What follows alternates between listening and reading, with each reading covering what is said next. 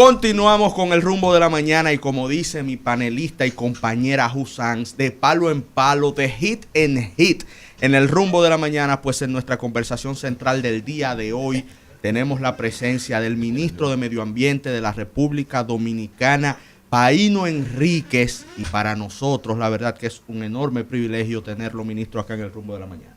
No, para mí también, un equipo, ya no podemos decir tan joven porque ya hemos ido, pero somos compañeros generacionales y la verdad es que es muy interesante. Uno más que otro. Ustedes contemporáneos de José están ahí, ¿verdad? Están ahí. No, estamos ahí. Están ahí. Y nosotros vamos aceleradamente detrás de ellos. Ministro, muchas gracias por su presencia y nos gustaría empezar esta conversación de forma general para que usted pueda comunicarnos cómo recibió, bueno, sabemos que en circunstancias extraordinarias, pero a nivel de retos y de temas pendientes, ¿cómo ha sido el desempeño de su gestión en medio ambiente desde que tomó posesión? Bien, sí. Nosotros debemos, para analizar medio ambiente debemos analizar su origen. Es muy importante entender eso. Medio ambiente se crea como ministerio en el año 2000 y desde la misma creación de dicha institución fue un reto.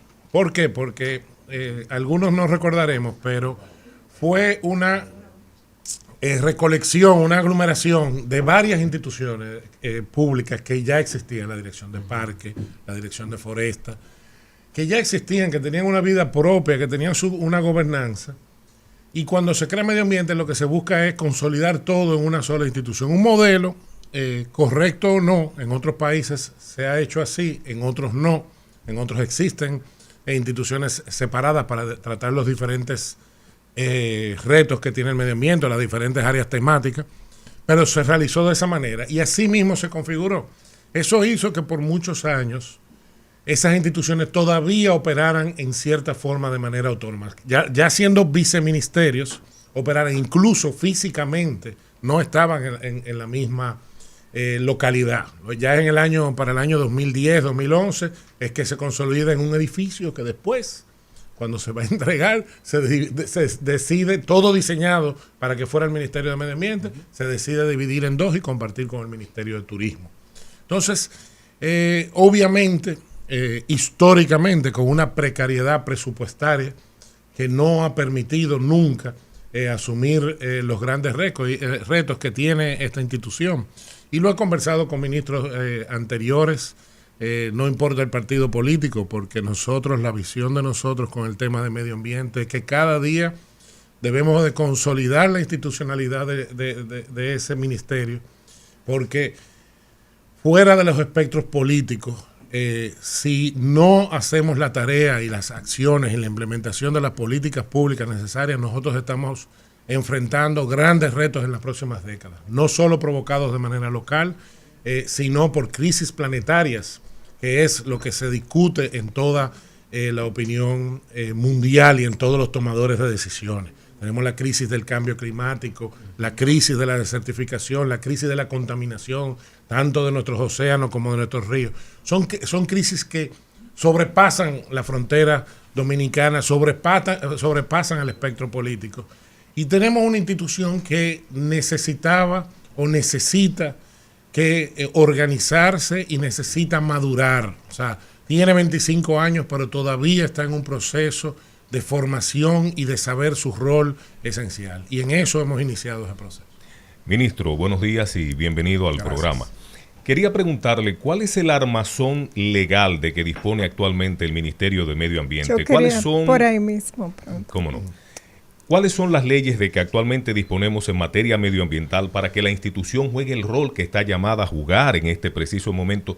Pero sobre todo, ¿qué nos hace falta en términos de esa estructura legal? Bueno, sí. Nosotros, como ley, tenemos la ley base que es la 64-00. Y no podemos decir que es una ley mala, e incluso es un modelo. Nosotros logramos hacerla muy a tiempo en el año 2000 y muchos países la usan como un referente en la región.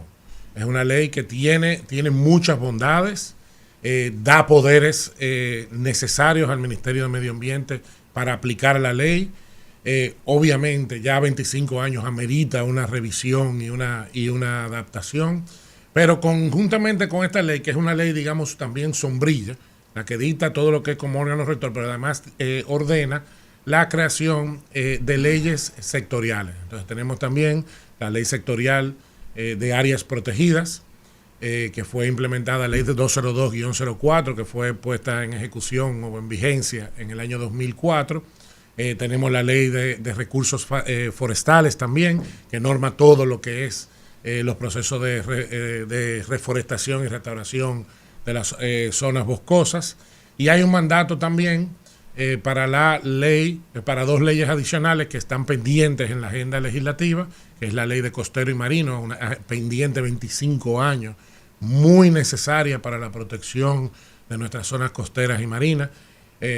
Obviamente ya se ha hecho mucha normativa, porque una de las bondades que tiene la 6400 es la capacidad normativa que tiene de parte del ministerio. O sea, se han creado normativas, pero la fuerza de tener una regulación de parte del espacio del territorio como costero y marino por una ley da más, como dirían, más dientes, como diríamos los abogados, más forma de poderla implementar.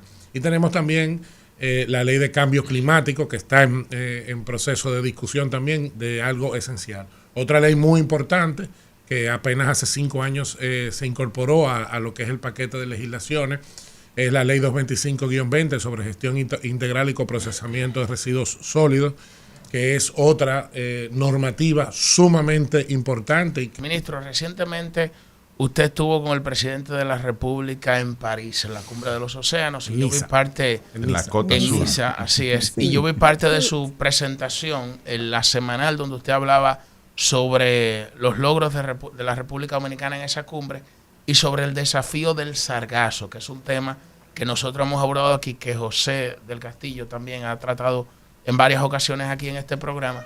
Y nos gustaría saber primero, que les reitere a la audiencia del Rumbo de la Mañana cuáles fueron los logros alcanzados en esa cumbre y el sargazo, lo que significa para la República Dominicana y las posibles soluciones. ¿Usted ha ido, ministro Barahona, en época de sargazo? Estamos totalmente informados. Bueno. Por eso yo he tratado el tema, porque en Barahona está la contaminación visual, evidentemente, de la acumulación de sargazo en la costa. Barahona es un municipio que cae, o sea, tiene un malecón, o sea, tiene costa, la bahía de Neiva, exactamente. La mortandad de peces por la baja oxigenación de las aguas al acumularse sargazo, y luego el hedor que genera a no recogerse el sargazo, no manejarse el sargazo, se pudre y libera metano, y entonces viene el mal olor que con la brisa que viene del mar llega hasta el cruce de Cabral. Eso es una cosa impresionante. Entonces, siempre trabaja en una empresa para acá. Sí, ¿verdad? Aquí estuvo el amigo Andrés Bisonó de la empresa SOS Carbon. Yo sé que eso se trató un poquito adicionándole ese anexo, ese contexto, como dice mi hermano Julio Alberto, a la pregunta, y yo sé que eso usted lo trató en la Convención de los Océanos en Niza. Nos gustaría que nos hable un poquito de cómo la República, el Caribe, digamos, porque es un reto del Caribe, cómo vemos la posibilidad de manejar esto. Bien, bueno, para nosotros fue muy grata la experiencia que vivimos en la Cumbre de los Océanos en Niza, porque en estos momentos de incertidumbre mundial con las políticas de diferentes países, los cambios en las políticas públicas de varios países y los retos que estamos viendo, porque vuelvo e insisto, es que no solo el sargazo, pero muchos de los fenómenos que están viendo nos están tocando la puerta para que entendamos. Señores, el cambio climático no es que el cuco viene, es que ya el cuco está aquí. Y lo decía el secretario general de las Naciones Unidas en una intervención. O sea, el sargazo, para que entendamos el contexto del sargazo, no es generado por República Dominicana, ni siquiera por el Caribe. El mar de los sargazos, hasta Cristóbal Colón en sus diarios lo menciona. O sea, eso ha existido toda la vida. Ahora, ¿qué ocurre? Ha habido un fenómeno de cambio de corrientes y de contaminación de los océanos que ha hecho que el mar de los sargazos se mueva más hacia las costas de Brasil y hacia la desembocadura del Amazonas. Con la extensión de la frontera agrícola en el Amazonas, del crecimiento de la agricultura, del uso de fertilizantes y químicos para aumentar la productividad de esos terrenos, y zonas que anteriormente eran de captación de agua, que se han vuelto zonas de agricultura, por tanto hay erosión, esos fertilizantes, esos químicos, se erosionan, van al Amazonas y salen al mar. Y eso es esteroides, para ponerlo en contexto. Es un abono para los sargazos, que ha hecho que el crecimiento del sargazo se duplique y triplique en la velocidad. Entonces, ese ha vuelto una masa gigantesca. El gran cinturón de los sargazos. Exacto. Y ya se habla también de África, de otro fenómeno también de contaminación en África que está aportando a eso.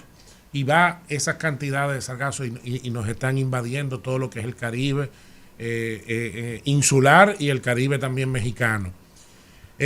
Nosotros en la cumbre, como logro, podemos decir, además de que se nos designó como país, como vicepresidente, conjuntamente como México, como Brasil, de la cumbre para representar a toda Latinoamérica, lo que es una muestra del trabajo del Ministerio de Relaciones Exteriores y también de Medio Ambiente en asumir un liderazgo como debemos hacerlo en los temas medioambientales, y que nos representó poner los temas en agenda. Logramos que se pusiera el tema de la agenda del sargazo como un tema prioritario en el océano, porque hay mucha parte del mundo que ni conocen lo que es el sargazo. Eso permitió que hiciéramos un evento liderado por la República Dominicana conjuntamente con Francia como país anfitrión, y Costa Rica, que también fue presidente ejecutivo de la convención, sobre el sargazo, donde logros específicos es que ya con México vamos a trabajar de manera conjunta, y los aportes de las contribuciones que está haciendo la Agencia Francesa para el Desarrollo, de $10 millones para la República Dominicana y $10 millones para México, lo que vamos es a implementarlo de manera conjunta para no duplicar los estudios. Porque el gran problema que tenemos con el sargazo es que nos falta mucho por estudiar todavía la figura. Ya conocemos los elementos, ya se han visto los seguimientos, pero la academia todavía y la ciencia, se necesita aplicar ciencia para entenderlo. La real solución al sargazo no va a ser en la forma de recolección o evitar una biobarda, poner una biobarda o una barrera para que llegue. Nosotros tenemos que ir al origen y ver cómo con Brasil y los otros territorios que están contaminando esos océanos, evitarlo para que ese crecimiento vuelva a la normalidad o a menores niveles. Eso obliga a una discusión internacional y acuerdos internacionales. Por eso es que hemos dicho que el sargazo debe ser tratado como un problema internacional, no un problema de Caribe o de una isla. Y en eso hemos logrado esa alianza con un país mucho más grande que nosotros, como es México, que ha asumido muchos casos, mucho liderazgo en la región en temas ambientales. Sí, porque al final todo el sargazo termina ahí. No, ellos le está dando... aquí no queda una parte de la... Y hacia la solución, es cómo ve soluciones a lo que es la remediación del impacto del sargazo. Es complejo, porque nosotros hablábamos, por ejemplo, con el tema de la discusión de generación de electricidad o generación de biomasa con sargazo. Pero te decían el sector privado, y te mencionan, ¿cómo yo hago una inversión de 30, 40, 50 millones de dólares en una planta para tratar el sargazo cuando no sé si este año van a llegar 1,000 toneladas o el año que viene van a llegar 50,000 toneladas? No hay como dicen los gringos, steady supply de la materia prima. Y eso es en cualquier negocio y en cualquier industria, es un deal breaker, es claro. O sea, tú no vas a hacer una inversión. El año pasado, por ejemplo, no recibimos en República Dominicana casi sargazo. Fue muy mínima el impacto. Ahora estamos totalmente inundados. ¿Cómo tú año por año vas a pagar la planta para cuando llegue el sargazo? O sea, es compleja la solución. Y lo otro es otras formas de tratamiento, que es lo que estamos analizando, como compostaje o tratamiento de otra vía. Ha arrojado que no necesariamente es por el alto cargo de salinidad, por los niveles de arsénico y metales pesados, tampoco es la mejor vía, pero estamos trabajando hacia eso. Porque aunque no sea la mejor, es mejor un sargazo tratado que un sargazo en las costas. Precisamente hoy vamos al Ministerio de Planificación, conjuntamente con la Unión Europea, a dar continuidad a lo que hemos hablado desde la convención y otros temas, para crear la vía de poder tener un centro de estudio conjuntamente con México y análisis de posibles soluciones al sargazo. Nos falta trabajar y mientras tanto lo que tenemos que hacer es tratar el sargazo como un residuo, darle un tratamiento y buscar la medida para paliar la situación. Y quizás, ministro, sería bueno que se piense en un fondo para apoyar a los ayuntamientos que tienen ciudades sobre las costas y que están muy afectados por el sargazo. Porque la realidad de esos ayuntamientos, el de Barahona es el que más recibe, ¿verdad? Creo que recibe algunos 12 millones de pesos mensuales. Pudiese dedicar una parte a recolectar, pero y en la costa hay una serie de distritos y esto que usted sabe que el 90% de esos ingresos, corporaciones edilicias que reciben menos de $1 millón de pesos se van en salario. Entonces, ¿cómo lograr que por lo menos los recojan o haya algún tipo de... Y también educación de cómo manejar esto, ¿no? Y cómo recolectar los sitios donde disponer claro, del mismo claro. Ministro, ¿cómo están promocionando ustedes los empleos verdes? ¿Y qué receptividad ha tenido el sector privado con los proyectos sostenibles? Viéndolo desde allá, del Ministerio de Ambiente, Medio Ambiente. Yo con eso estoy muy positivo, debo decir.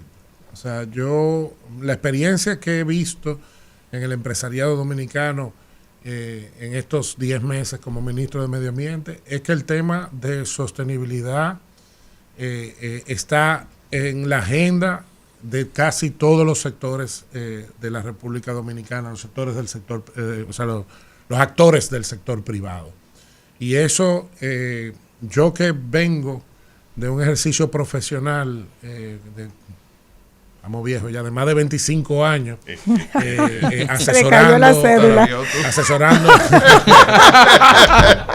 asesorando el sector privado. Yo mi experiencia cuando inicié en 99 y año 2000, ese no era el caso. La sostenibilidad, la conservación no estaba en la agenda, quizás en un punto 20 de la agenda de prioridades del sector privado. Y eso ha llevado también a que cada día prácticas sostenibles, debemos acelerarlo obviamente, debemos acelerar todo esto, prácticas sostenibles cada día vayan, digamos, implementándose y comenzar a poner en discusión.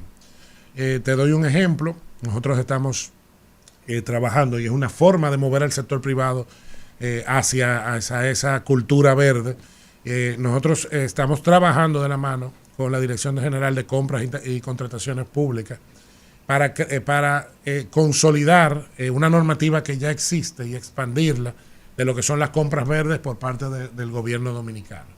¿Y por qué digo que eso? Bueno, eso mueve a que el sector empresarial, que el principal cliente en muchos casos de muchos de los sectores es el mismo Estado dominicano, se mueva hacia generar, producir o importar, de ser necesario, productos y servicios que tengan esa nota de sostenibilidad, esa certificación, y eso de manera comienza a incentivar el desarrollo de prácticas verdes. También hemos venido trabajando de la mano con varios gremios y asesores en todo lo que es las construcciones verdes.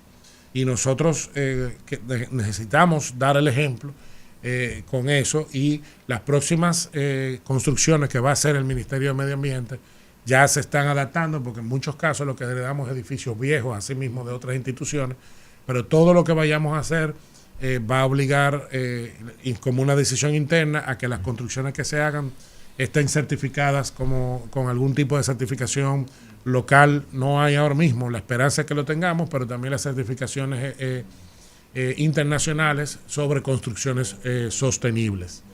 Eso es lo que puede mover al sector de manera decidida. Yo no creo que con prohibiciones puras y simples podamos hacer la transformación necesaria, porque el mercado se mueve hacia una demanda, y si hay una demanda o una necesidad y la prohibición está, se va a ir peor a la ilegalidad o al mercado negro, y lo que va a generar una reducción en ingresos fiscales o en la actividad general, en una actividad general. Entonces, nosotros creemos en eso, en esos cambios culturales con incentivos con vías, con aprovechamiento, para que puedan migrar hacia lo que es prácticas más sostenibles. No siempre tomando en consideración que hay que evitar en muchos casos lo que se llama el greenwashing, que es supuestamente prácticas o productos que son sostenibles, que solamente son sostenibles por un branding o por un mercadeo, por una campaña de mercadeo. Entonces hay que ser muy cauto a la hora también de tomar decisiones de elecciones o de incentivo a tipos de productos o servicios, de construcciones, que no simplemente lo que hagan es un mercadeo superficial, o que sean de manera superficial. Ministro, ¿cómo vamos con dos temas, diría tres, que han sido prácticamente clásicos en materia de medio ambiente en la República Dominicana? La tala indiscriminada de árboles para hacer carbón, lo que tiene que ver con las granceras, cómo va eso, y la reforestación de todas las cuencas, ¿cómo vamos en esos tres puntos? Claro. Mira, nosotros acumulamos problemas históricos que ameritan o han ameritado que nosotros hagamos análisis profundo, porque definitivamente no ha funcionado los métodos que hemos tratado de aplicar para evitar este tipo de males. Te voy a ir primero por las granceras y el tema de explotación de nuestros ríos.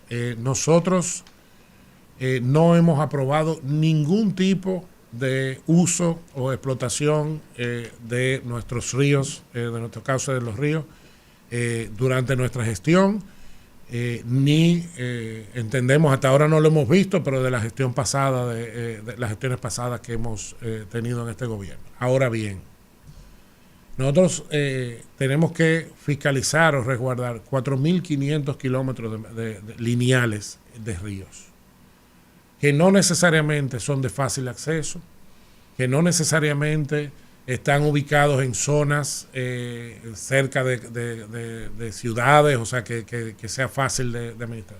Y lo hacemos con un personal muy limitado. Nuestro CEMPA para todo el territorio dominicano, el CEMPA, que es una institución adscrita al Ministerio de Defensa, pero que recibe nuestras directrices o solicitudes, lo que sería la fuerza militar o policial ambiental, que es la que evita los delitos ambientales, la que está en el territorio. Tenemos 123 miembros ahora mismo, para todo el territorio dominicano. Para todas las áreas protegidas. Para todo Dios el territorio. ¿Cuántos kilómetros cuadrados de área protegida? Por tenemos? favor. Wow. Bueno, es el 26% Del territorio. Estamos hablando de más de 10.000 kilómetros cuadrados. Pero digamos, en las áreas protegidas tenemos los guardaparques que pueden ejercer cierto tipo de vigilancia y tenemos presencia. Pero para también los ríos nos toca fiscalizar el otro 74% de delitos ambientales, de este tipo de cosas. Entonces, 123 miembros. Ministro, Asua tiene 2 miembros. Asumo Wow. Barahona creo que 3. Asumo que se han solicitado mayor apoyo Sí. a nivel de... Sí, y hay mucha conciencia y el presidente lo ha aprobado, pero tenemos una situación, que la frontera, hemos tenido que reforzar, casi duplicando la presencia militar de nosotros en la frontera. Tenemos también que otras áreas, como el Ministerio de Interior y Policía, han tenido que ser reforzados. Estamos en un proceso también de reforma policial, pero sí hay el compromiso de comenzar a reforzar. Nosotros hemos hecho en la medida de lo posible. Y de que la tienen presupuesto, ministro, porque sin dinero es difícil. Al final, porque la gente aparece, el tema económico, me imagino. Sí, nosotros manejamos como Ministerio de Medio Ambiente el 1.9% de lo que es el presupuesto de educación. O sea, el presupuesto que maneja Medio Ambiente. Sí. Y bueno, educación, como yo digo, yo soy un abanderado de la educación, pero yo también soy un abanderado del medio ambiente. Es unas discusiones que tenemos que tener serias. Sí. Y medio ambiente nunca con recursos extremadamente precarios. O sea, nosotros, para administrar de una manera efectiva ese territorio de las áreas protegidas, y apenas ahora nuestro viceministro de Área Protegida, Cao Batista, llegó de Corea de un entrenamiento de varios días sobre mantenimiento y preservación efectiva de sus áreas protegidas. Ellos tienen un presupuesto cercano a los $400 millones para administrar un territorio similar al de República Dominicana, de áreas protegidas, Corea. $400 millones. Ya tú sabes. Ministro. Nosotros no llegamos ni a $8 millones, o sea, en el presupuesto. Entonces, son retos que tenemos y obligan a eso. Entonces nos pasa con la grancera esto. Nosotros estamos trabajando en lo que es una transformación de lo que es la regulación de lo que es todo lo que es la industria de los áridos, de la industria de los agregados. Nosotros tenemos que regularizar todo lo que es esa industria, sacar de manera definitiva de nuestros ríos esa gente. Pero acuérdense que hay comunidades que tienen 30, 40 años viviendo de esa realidad. O sea, tú te vas a zonas de Nizao y el motor de la economía es la extracción de los ríos. Balaguer en el 73 prohibió por decreto la extracción de los ríos. Eso estamos hablando de hace 52 años. Y es una lucha por años. Y hay comunidades que por generaciones han vivido de eso. Y lo hacen en la nocturnidad. El presidente Abinader en la semanal de enero pasado que estuvimos participando lo compara incluso a los carteles del narcotráfico, porque hay soborno, hay contubernio con autoridades locales y nacionales y todo tipo. Pero tenemos que entender que una industria de más de 60,000 millones de pesos en la República Dominicana al año, porque tenemos un sector de construcción que ha tenido su remeneo en los últimos meses, pero aquí es indudable que la construcción va a un ritmo, claro, hoteles, construcción de viviendas, construcción de todo, y depende de eso, depende de eso. Entonces, estamos enfrentando una industria, un sector que maneja más de 60,000 millones de pesos al año, con 120 policías, con 5 camionetas, con un personal muy limitado. Entonces, tenemos que ver cómo lo llevamos a la legalidad. Y ello hay intención de llevar. Ya se priorizó como política pública que las extracciones se hagan y se incentiven las canteras secas. O sea, lo que es la minería seca. Hay que llevar a eso, pues hay que llevar a que haya una trazabilidad del arte. Mientras nosotros andemos como una pistola en la noche, a las 3 de la mañana, en un río, en el medio de la nada, cayéndole atrás a un equipo que entra, no lo vamos a lograr. Tenemos que ir a la fuente. Y es lograr que lo que consumen ese producto tenga una trazabilidad que te permita decir a ti, tú lo consumiste de una mina legal o lo consumiste de una mina ilegal. Y ahí es que vamos a lograrlo. Y en eso es que estamos trabajando y estamos agotando el esfuerzo. Seguimos persiguiendo, seguimos incautamos 3 equipos y en 2 semanas hay 6 equipos más. Porque es muy lucrativo. Porque claro, si tú, por un equipo, meterlo en un río y montarlo en un camión, te van a pagar 1,000 y pico de pesos el metro cúbico, sin pago, sin remediación ambiental, sin nada. Sale limpio. Es un negocio que deja tanto como la droga. Claro. El tema de la reforestación, ministro. Sí. Nosotros finalizamos ahora en este mes de junio los 2 primeros años del Plan Nacional de Reforestación. Y yo quiero volver atrás en eso. Nosotros nos criticamos mucho como país. A veces somos muy autocríticos. Pero es importante resaltar que nosotros hemos sido exitosos en los últimos 50 años en materia de protección boscosa. Nosotros en el año 1973 a 74, en el último levantamiento que se hizo en ese año, llegamos a tener una cobertura boscosa de un 8%.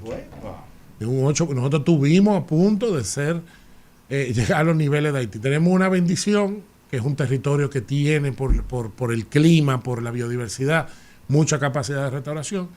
Y recuerden que en los años finales de los 60, principios de 70, se tomaron políticas públicas adecuadas, como fue el cierre de los aserraderos en las montañas y también el cambio de nuestra fuente de energía desde carbón vegetal a usar el gas propano con las estufitas.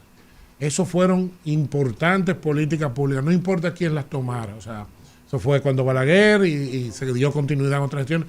Pero fue una política pública que se continuó implementando en todas las gestiones. Y se iniciaron los proyectos de reforestación. Y hoy en día nuestra cobertura llega a un 43%.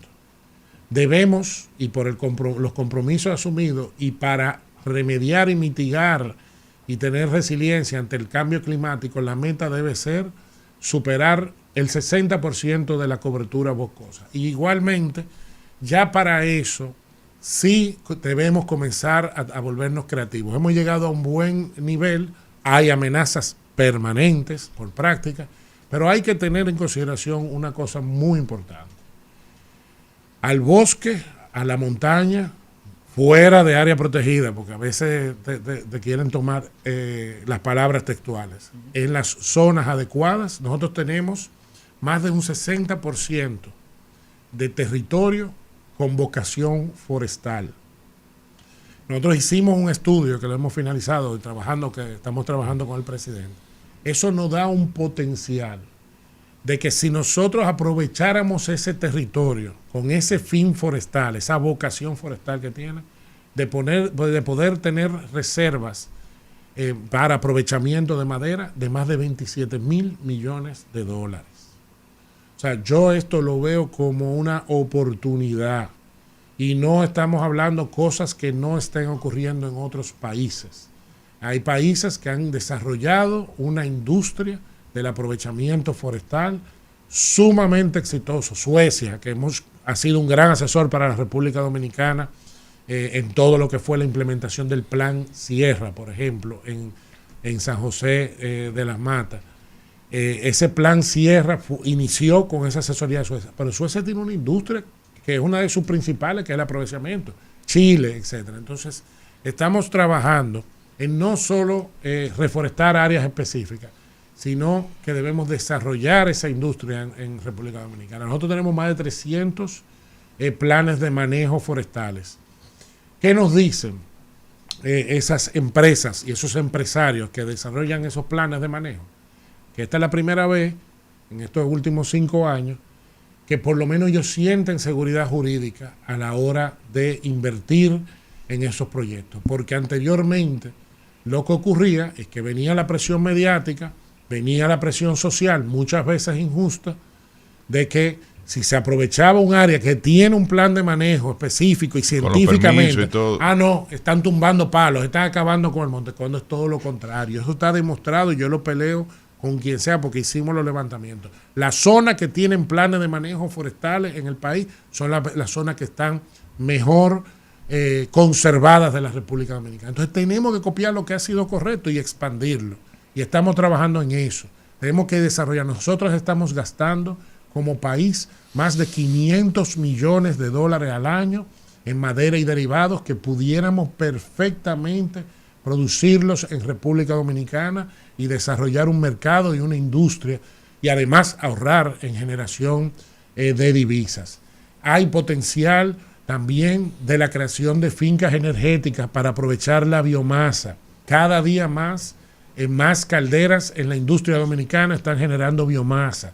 Igual el tema del carbón, que es más amenazado por la demanda de otro mercado potencial de 300, 400 millones de dólares al año que consume carbón como principal fuente de energía, que es el haitiano.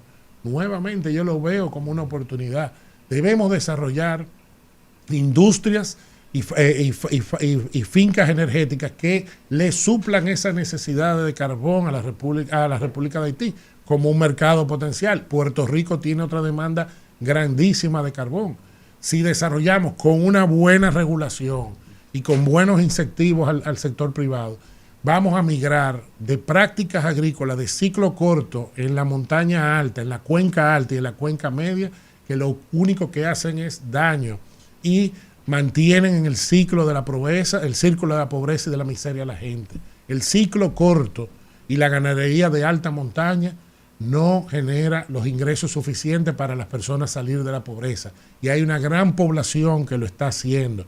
Y debe migrar, esa población debe migrar a proyectos agroforestales como café y cacao y proyectos forestales como es la producción de madera. Y esa va a ser la real transformación del campo de la República Dominicana.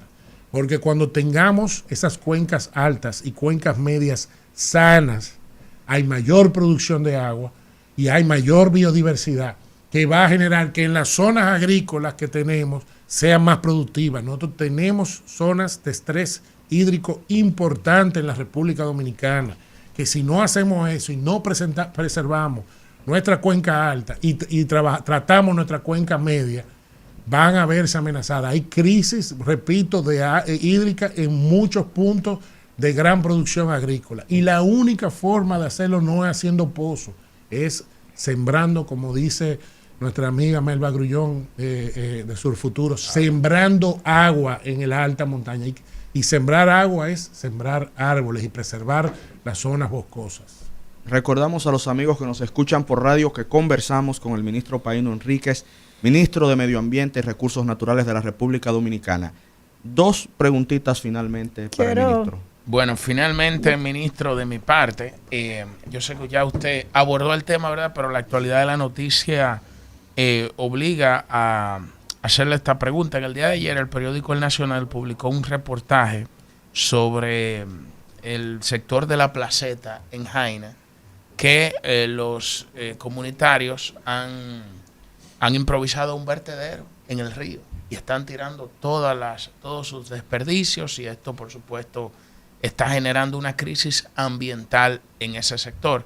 Y me gustaría saber qué diríamos que alternativas pudiera tener el Ministerio de Medio Ambiente, partiendo de la limitación presupuestaria, partiendo de lo que ya usted ha explicado, el tema de los residuos sólidos, pero hay una crisis ambiental y ellos se quejan frente al Ayuntamiento de Santo Domingo Oeste, que el Ayuntamiento no le ha dado la respuesta adecuada, pero es una situación que genera la pobreza, la ignorancia, y quisiéramos saber qué alternativa, qué se puede hacer en este caso. Nosotros verificamos esa denuncia y tenemos parte de nuestro equipo haciendo el levantamiento.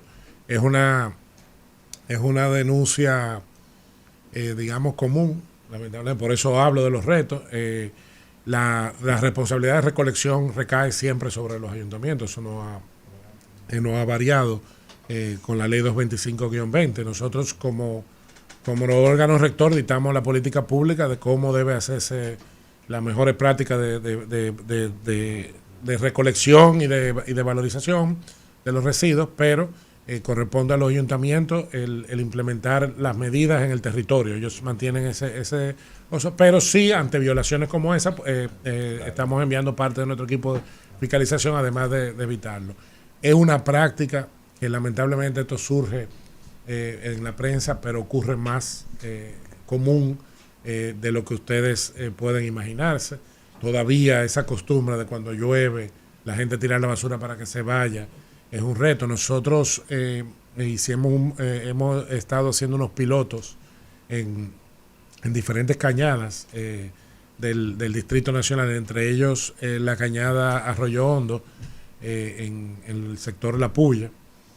Y la verdad es que verlo con los ojos a veces sorprende. Sí. A nosotros nos dijeron, mira, esa biobarda, eso no funciona, eso es un mito, eso es algo mercadológico. Pero ya por más de un año se ha estado usando y trabajando en esa biobarda como un modelo para medir. Y estamos hablando de que estamos sacando 3 a 5 toneladas diarias de plástico de una sola cañada. O sea, el gran vertedero después de Duquesa del Gran Santo Domingo, y en la realidad es nuestro río Isabel, nuestra cuenca Isabel Osama, que reciben un estimado de más de 500 toneladas de residuos todos los días. Hablando de alcaldías, ministro, y llevándolo un poco al terreno político, sabiendo que usted en la pasada campaña fue el coordinador de la alcaldesa Carolina Mejía. Tiene un vecino. El vecino del ministro está encaramado en la encuesta. En la circunscripción número 1. Pero así. Oye, no me le condicione la respuesta al ministro. Verdad. ¿Cómo está ya dejando lo que es el ministro Paíno Enríquez en este momento con los presidenciables del PRM? A sabiendas y para que nuestros no, pero mis seguidores, perdón, a nuestros seguidores del programa, hay que ponerlos en contexto. No quieren preguntar cómo va Carolina. O si el ministro se topa con el vecino en los pasillos de noche, que coinciden. Como ministro no quieren que usted se emprese aquí. Usted no coincide con el vecino en los pasilos de noche. Ha cambiado hasta el tono de la conversación. No, es que nos fuimos al lado político ya. Ay. Ya dejamos el Ministerio de Medio Ambiente. La pregunta yo iba a hacer ni la voy a hacer. No, pero dijeron, esta es la última pregunta. Bueno, pues entonces, dale. ¿Cómo van esas relaciones? ¿Cómo va Carolina Mejía? ¿Cómo va esa campaña a nivel nacional? Y el vecino también. Yo te digo algo, lamentablemente comparto la misma profesión que mi querido amigo y senador, porque ustedes siempre son los senadores como los embajadores, que siempre son senadores. Vitalicio. Y yo creo mucho. Lo que no es vitalicio es el salario. Y yo creo mucho en lo que es el respeto de la ley y de lo que están en las leyes electorales. Y sobre todo, a mí me ha tocado una responsabilidad de una posición un tanto delicada, como es el ministerio, que conlleva mucho tema de negociación, de conversación. Tiene que tener mucho contacto con la población en sentido general y con los actores de la sociedad. Entonces debo ser muy respetuoso de la ley en cuanto a los plazos para las campañas. Yo incentivo eso en todo lo que es mis compañeros de partido, y sobre todo porque yo creo una cosa: cada uno de los funcionarios que estamos en esta gestión de Luis Abinader somos los jefes de campaña de David Collado, de Carolina Mejía, de Yayo, de Wellington. Somos los jefes de campaña. Pues si no lo hacemos bien, y si no nos enfocamos en transformar la República Dominicana como es la decisión y el deseo del presidente Luis Abinader, olvidemos del 28. O sea, eso no, estamos todavía muy crudos en esto. Este tema a mí me ha sorprendido cómo hemos arrancado de manera tan temprana en una campaña con tantas tareas por hacer y tantos compromisos. Eso no me quita mi preferencia y mi apoyo a quien eventualmente tomaré la decisión o apoyaré. Pero yo creo que el mejor aporte que yo le puedo hacer a mi partido, el Partido Revolucionario Moderno, al presidente Luis Abinader y a los precandidatos, es hacer una gestión transformadora como ha sido la gestión del presidente Luis Abinader. El presidente Luis Abinader ha transformado la República Dominicana. Del año 2020 a la fecha, cuando nos sentamos y cuando tengamos sentido de la historia y analicemos las transformaciones que se han hecho, van a preservar por décadas. Hablar de un ministerio público independiente es recordar lo que ocurría. Él es el único presidente en la historia de la República Dominicana que permanentemente se ha quitado poder de encima. Esa reforma constitucional que aprobamos el año que viene fue una de donde él se limitó y se puso una camisa de fuerza de poder.